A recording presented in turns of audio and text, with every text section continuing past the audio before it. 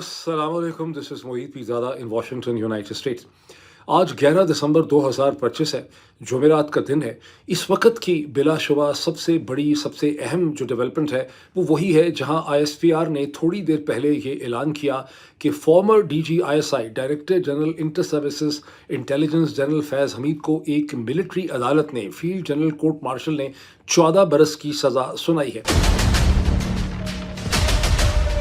ISPR का कहना यह है कि ये 15 महीने का एक लीगल प्रोसेस था जिसमें जनरल फैज़ हमीद को अपने दिफा का हर किस्म का मौका दिया गया। उनकी मर्जी की लीगल डिफेंस टीम उनको प्रोवाइड की गई और अब वो इस फैसले के खिलाफ रेलेवेंट फोरम को आइडेंटिफाई नहीं किया गया, लेकिन मेरी अंडरस्टैंडिंग है कि रेलेवेंट फोरम का मतलब है कि general Asim Munir, field marshal and commander और chief of the defence forces के सामने वो अपील कर सकेंगे। तहम जहां आईएसपीआर का कहना है कि उन्हें तमाम कानून के तकाजे पूरे किए गए हैं, मेरा एनालिसिस ये रिवील करता है कि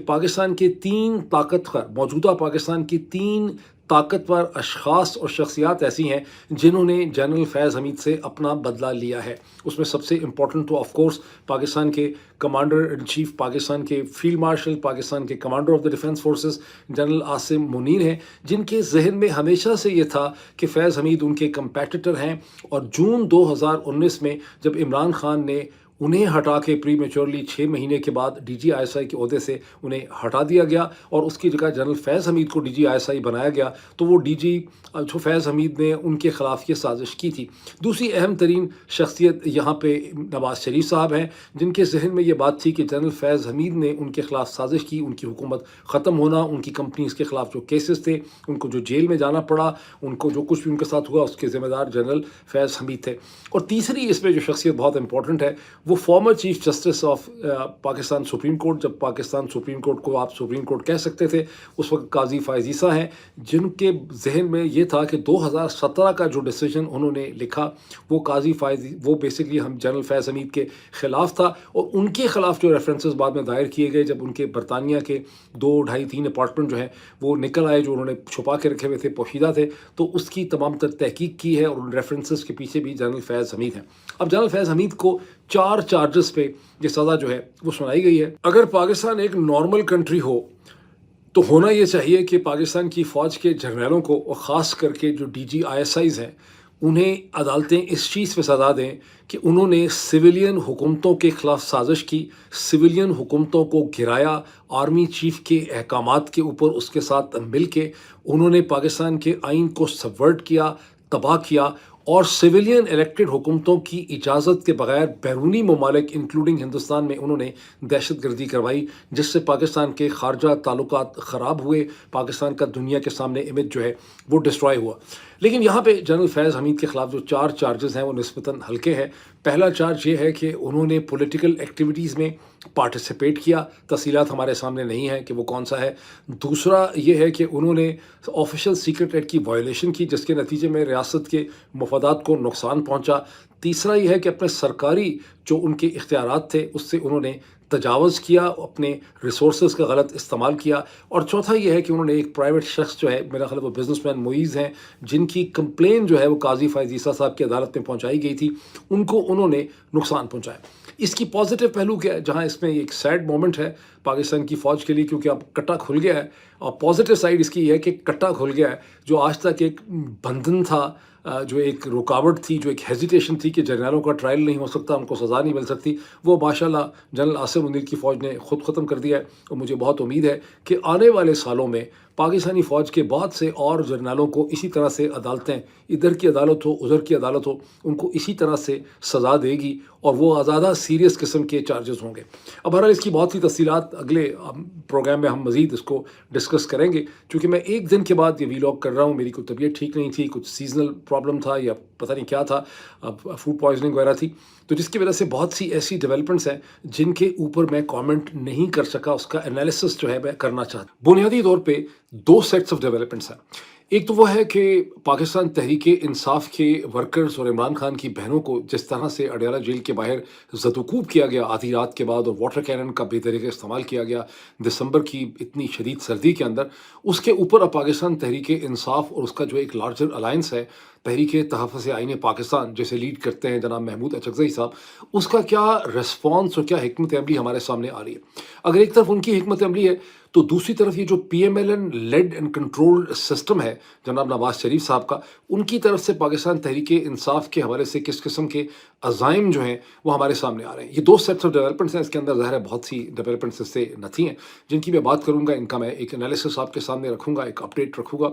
اس کے علاوہ مجھے آپ سب کا شکریہ ادا کرنا ہے جنہوں نے وقت نکالا، اپنا قیمتی وقت نکالا اور بہت ڈیٹیلڈ کامنٹس کیے فرام اکراس دا ورلڈ، جنہوں نے جو میں نے آپ سے ریکویسٹ کی تھی کہ وہ کون کون سے لوگ ہیں جنہیں اپنے یوٹیوب کے ہوم کے اوپر اس چینل کی ویڈیوز خود سے نہیں ملتی، حالانکہ آپ ویڈیوز دیکھتے ہیں اور وہاں ویڈیوز اپیئر ہونی چاہیے۔ اور آپ لوگوں کا جو رسپانس تھا اسے میں نے ایک دو ایکسپرٹس کے ساتھ شیئر کیا، انہوں نے بہت انٹرسٹنگ قسم کا مجھے اس کا ایک کنکلوژن دیا، وہ کنکلوژن میں آپ کے ساتھ شیئر کروں گا اور ہم اس حوالے سے کیا کر سکتے ہیں۔ لیکن ان تینوں سیٹس آف ڈیولپمنٹس کی طرف چلنے سے پہلے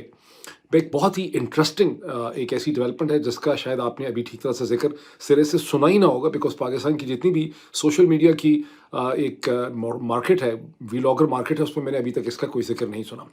اور اس ڈیولپمنٹ کا تعلق بنگلہ دیش کے جو ایکٹنگ فارن منسٹر ہیں جنہیں ایڈوائزر کہا جاتا ہے وہاں پہ، توحید حسین صاحب، ان کی وہ اسٹیٹمنٹ ہے میڈیا سے بات کرتے ہوئے جس میں انہوں نے کہا ہے کہ بنگلہ دیش اور پاکستان کے درمیان مائنس انڈیا، انڈیا کو چھوڑ کے پاکستان اور بنگلہ دیش کے درمیان ایک اسٹریٹجک الائنس جو ہے وہ بن سکتا ہے۔ تاہم انہوں نے یہ شک کا اظہار کیا کہ اگر ایسا ریجنل الائنس بنایا جائے گا تو لگتا ہے کہ بھوٹان اور نیپال اس کا حصہ نہیں بن سکے۔ اب یہ ایک بڑی کیٹاکلسمک قسم کی، ایک دھماکہ خیز قسم کی خبر ہے بنگلہ دیش سے، وہاں کا ایک اخبار، وہاں کے اخباروں میں یہ چھپی ہے اور پاکستان کے اخبارات میں بھی اس کو فوری طور پہ پبلش کیا گیا۔ اس سے ظاہر ہے پاکستان میں تو انٹرسٹ ہے ہی اس پہ،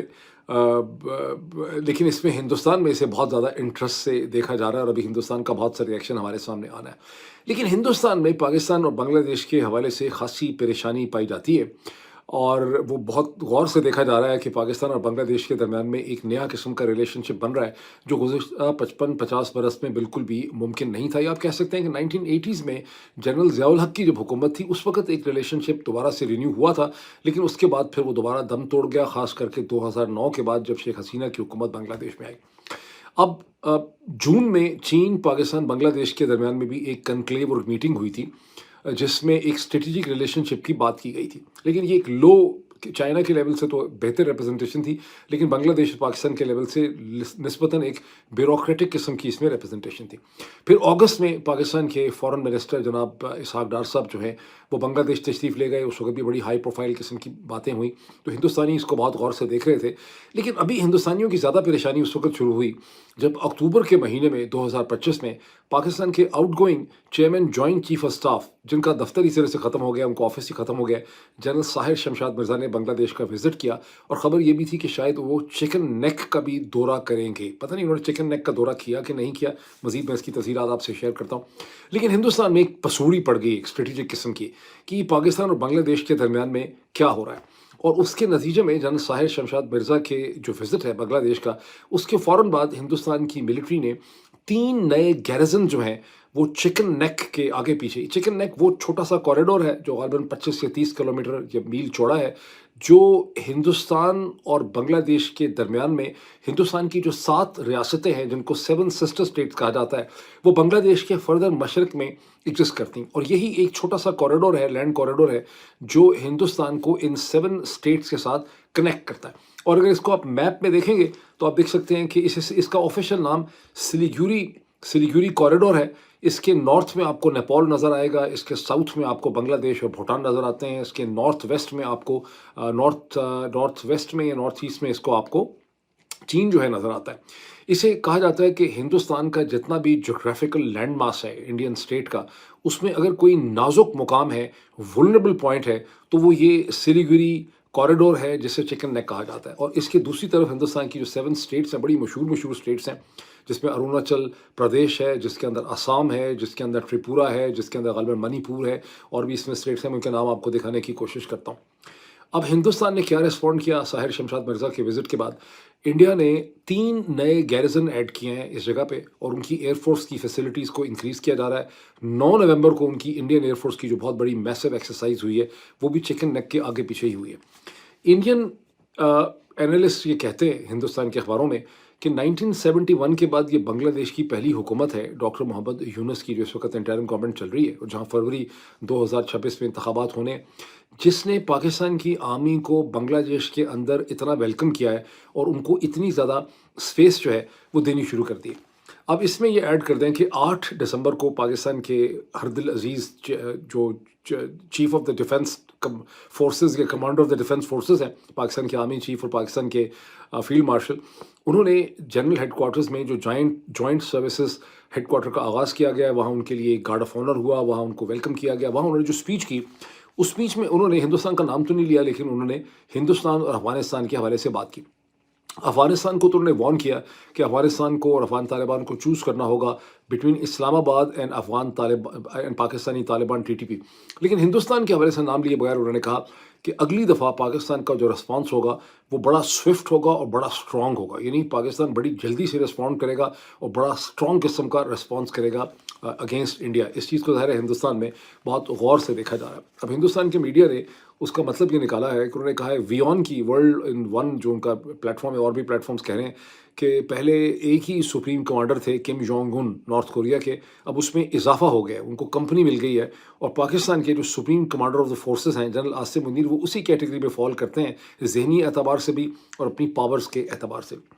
یہ سارا کچھ کیا ہو رہا ہے، اس کی مزید ڈیٹیلز بھی میں آپ سے بعد میں مزید شیئر کروں گا۔ فار انسٹنس اسی 24 گھنٹے میں ایک خبر یہ بھی ہے کہ امریکہ کے وزارت دفاع نے، امریکہ کے پینٹاگون نے اپروو کیا ہے 600 سے 700 ملین ڈالرز کے بڑے سوفیسٹیکیٹڈ سافٹ ویئر اکوپمنٹ کو، جس میں F-16 طیاروں کی اپ گریڈ بھی شامل ہے، اور اس کے اندر لنک 16 مزید ان کو اپ گریڈڈ جو ہے وہ پرووائڈ کیا جا رہا ہے۔ تو یہ سب چیزوں کو ڈالے۔ اچھا، میں اس کو کیسے دیکھتا ہوں؟ میرا انالیسس یہ ہے کہ جنرل عاصم منیر بہت انٹیلیجنٹ اور اسمارٹ ہیں، ان کو یہ بات سمجھ آ گئی ہے کہ پاکستان کے کم از کم 60-70 عوام، اگر چلے 20-30% نہیں بھی ہوں گے اس بے وقوفی کی کیٹیگری میں، تو پاکستان کی عوام کی بہت بڑی تعداد ابھی بھی بیچاری ڈارک ایجز میں رہتی ہے، اور ان کو بہت آسانی سے قومی سلامتی کے نام پہ آپ ان کو بہلا سکتے ہیں، اور ان کو آپ ڈرا سکتے ہیں، اور ان کو آپ اپنے ساتھ ملا سکتے ہیں، اور آپ ان کا لیڈر جو ہے وہ بن سکتے ہیں۔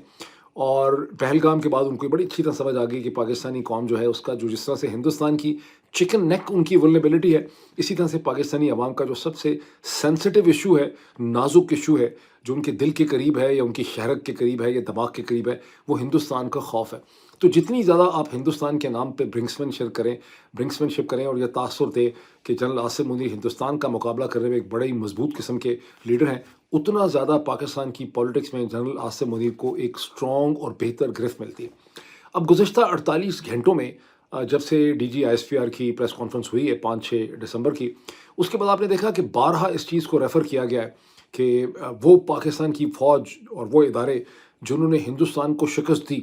اس ادارے کی اور اس فوج کی توہین کر رہے ہیں عمران خان اڈیالہ جیل کے اندر سے بیٹھ کے اپنے ٹویٹس کے ذریعے۔ اس کو بیسس بنا لیا گیا ہے، اور اس کے بعد سے پاکستان تحریک انصاف کے غلط کہہ دیا میں نے، پیپلز پارٹی کے بلاول بھی یہی بات کہہ رہے ہیں، شرجیل میمن بھی یہی بات کہہ رہے ہیں، PMLN کے تو سارے لیڈر اور منسٹرز بھی یہ بات کہہ رہے ہیں کہ وہ فوج جس نے ہندوستان کو شکست دی تھی۔ اس پورے نیریٹو اور کہانی کے اندر اس چیز کو بالکل نظر انداز کر دیا گیا ہے کہ وہی جو 4-3.5 دن تھے، اس میں ہندوستان نے پاکستان کے 9 مقامات پہ حملہ کیا، مظفر آباد، کوٹلی، بہاولپور، مرید کی، اور پتہ نہیں کہاں کہاں، اور ہندوستان کے ڈرونز جو ہیں وہ پاکستان کے طول و عرض میں دندناتے پھرتے رہے پاکستان کے شہروں میں، اور پاکستان کے 11 ایئر فورس کے جو بیسز تھے، ملٹری بیسز تھے، اس کے اوپر ہندوستان نے بڑے کامیاب قسم کے حملے کر کے اپنی ایبلٹی کو ڈیمونسٹریٹ کیا۔ لیکن پاکستان کے عوام اتنے معصوم ہیں کہ وہ اس کانفلکٹ کی یہ ساری ڈائمنشن بھول ہی گئے ہیں، ان کو صرف 5 طیارے اور جو ہے وہ بار بار نظر آ رہے ہیں، اور جنرل عاصم منیر کی جو ہے وہ چاندی یہاں پر ہوئی بھی۔ لیکن یہ اصل میں کیا کہانی؟ اصل میں یہ کہانی ہے کہ میرا خیال ہے کہ ڈاکٹر محمد یونس اور ان کی حکومت بھی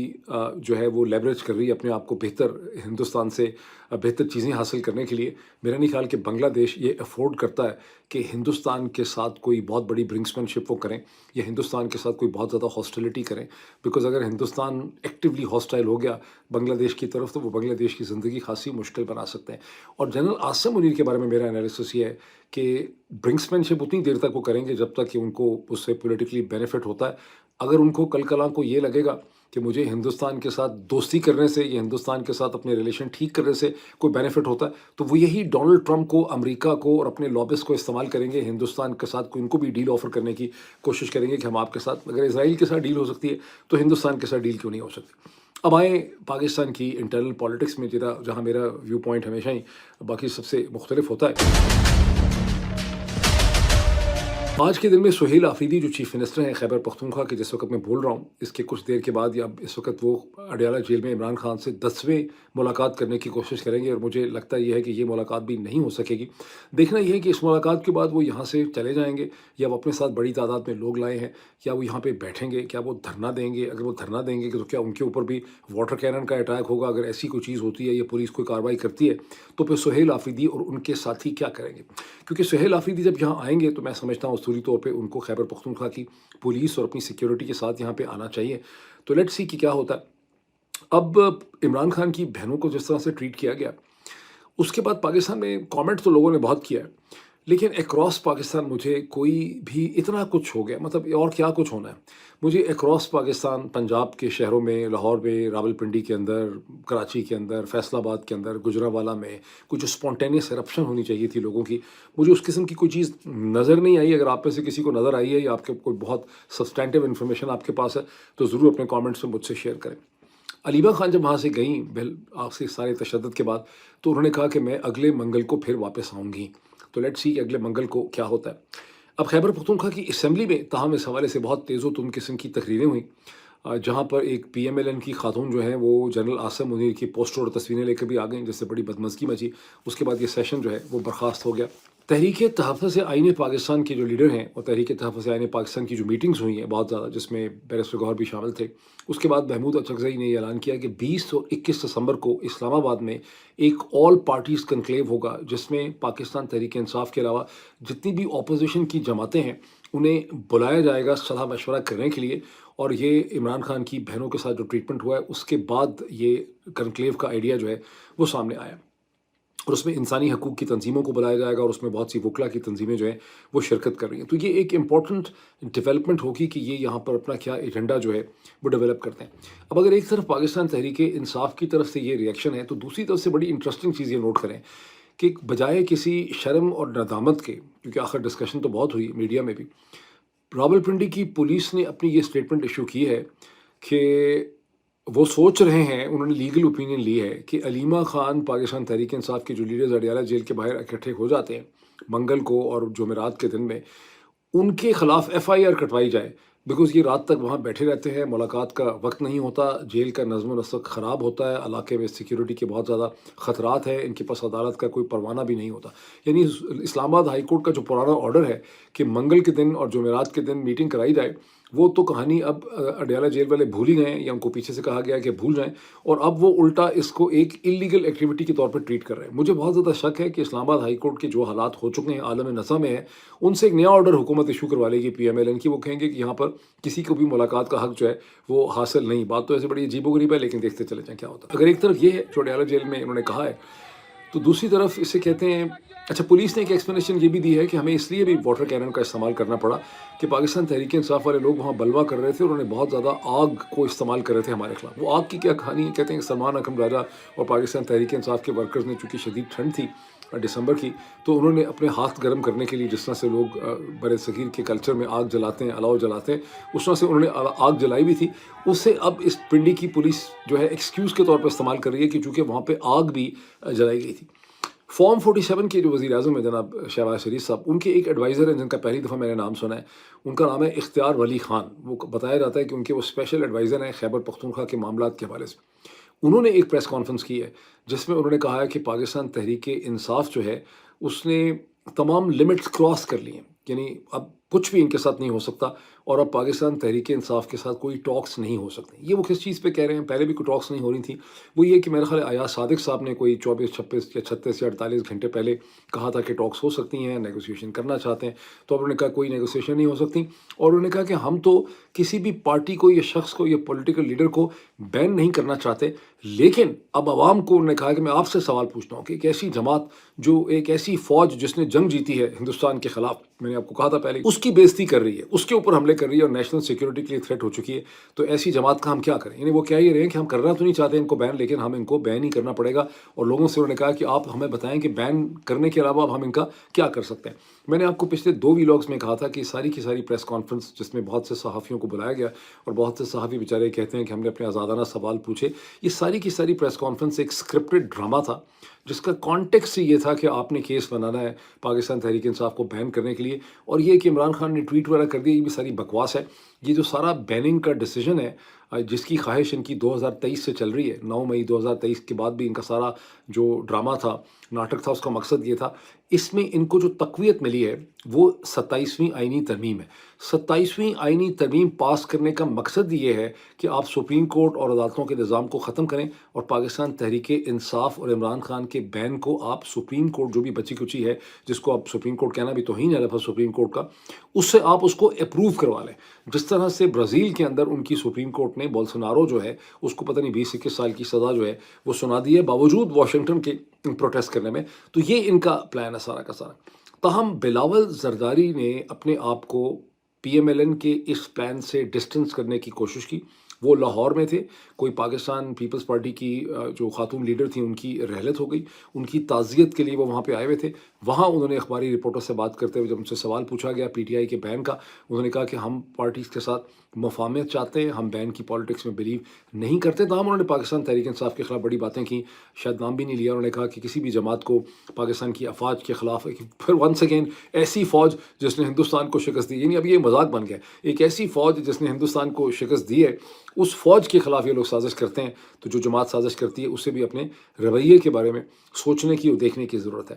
ایک چیز مجھے حوصلہ افزا لگی کہ پاکستان کے انگریزی کے بڑے اخبار نے ایک پرنسپلڈ ایڈیٹوریل لکھا ہے ڈان نے، جس کا عنوان ہے مائیوپک ریزولوشن، اور پی ایم ایل این نے پنجاب اسمبلی کے اندر جو ریزولوشن پاس کیا تھا پاکستان تحریک انصاف کو بین کرنے کا، اس کو اخبار نے اس کی شدید مذمت کی، اور اخبار نے کہا ہے کہ پی ایم ایل این کی بڑی مائیوپک اور نیرو قسم کی سوچ ہے، جس میں اپنی سیاست دیکھنے کی خاطر پاکستان کی سب سے، انہوں نے کہا کہ ایڈمیٹڈلی سب سے جو پاپولر جماعت ہے اور سب سے جو پاپولر لیڈر ہے اس کو یہ بین کرنے کی کوشش کر رہے ہیں۔ This is not helpful, because نہ صرف یہ سب سے پاپولر جماعت ہے بلکہ دس مینس ڈس انفرنچائزمنٹ، یعنی ووٹ کا حق چھینا جا رہا ہے، اوپینین کا حق چھینا جا رہا ہے کاؤنٹلیس ملینز آف پاکستانیوں سے۔ تو اس قسم کی ریزسٹنس بھی آپ کو جو ہے وہ نظر آ رہی ہے سسٹم کے اندر۔ اب میں چند بڑے انٹرسٹنگ آپ کے سامنے سچویشن رکھوں، آپ کو اسکرین شاٹس بھی میں دکھانا چاہتا ہوں۔ آپ میں سے بہت سے لوگوں نے، میں سب کے تو نہیں دکھا سکوں گا، میں تو شاید 15-20 ہی آپ کو دکھاؤں، لیکن آپ میں سے بہت سے لوگوں نے، جب میں نے اپیل کی، میں نے ریکویسٹ کی کہ آپ لوگوں کو، وہ کون کون سے لوگ ہیں جنہیں اپنی یوٹیوب کے ہوم پہ اس چینل کی ویڈیوز نئی جو ہوتی ہیں وہ نہیں ملتی، کیونکہ یوٹیوب کا جو الگورتھم ہے وہ اس طرح سے سیٹ کیا گیا ہے کہ اگر آپ نے ایک ہفتے میں پچھلے 2-3 دنوں میں کسی بھی چینل کی ویڈیو کو ایک دفعہ بھی دیکھا ہے تو اگلے 2-3 دفعہ تک جب بھی اس چینل کی نئی ویڈیو پوسٹ ہوتی ہے تو آپ کے انٹرسٹ کے مد نظر یوٹیوب اپنے ہوم کے اوپر آپ کو اس چینل کی ویڈیو دکھاتی ہے، لیکن بہت سے لوگ کمپلین کرتے ہیں کہ ان کو ویڈیو نہیں ملتی۔ اب جو کمپلینز آئی ہیں وہ میرے خیال تھا ساری پاکستان سے آئیں گی، میرے خیال تھا شاید سعودی عرب بھی اس میں شامل ہو، یو اے بھی ہو، تو پاکستان اور سعودی عرب سے تو آپ لوگوں کی کمپلینٹس آئی ہی ہیں، لیکن مجھے حیرانگی یہ ہے کہ اس میں آسٹریلیا سے بھی کمپلینٹس ہیں، جرمنی سے بھی کمپلینٹس ہیں، برطانیہ سے بھی کمپلینٹس ہیں، کینیڈا سے بھی کمپلینٹس ہیں، امریکہ سے بھی یہ کیا معاملہ ہے؟ پھر میں نے جب مجھے بہت زیادہ پریشانی اور حیرانگی ہوئی تو میں نے اپنے بھی جتنے میرے پاس ٹیلی فون ہیں ان کو میں نے چیک کیا، تو میرے اپنے بھی جو چینل کا ہوم پیج ہے اس کے اوپر بھی میری ہی ویڈیو جو ہے وہ ڈسپلے نہیں ہو رہی۔ مجھے وہاں پہ بہت سے اور جو ویلاگرز ہیں،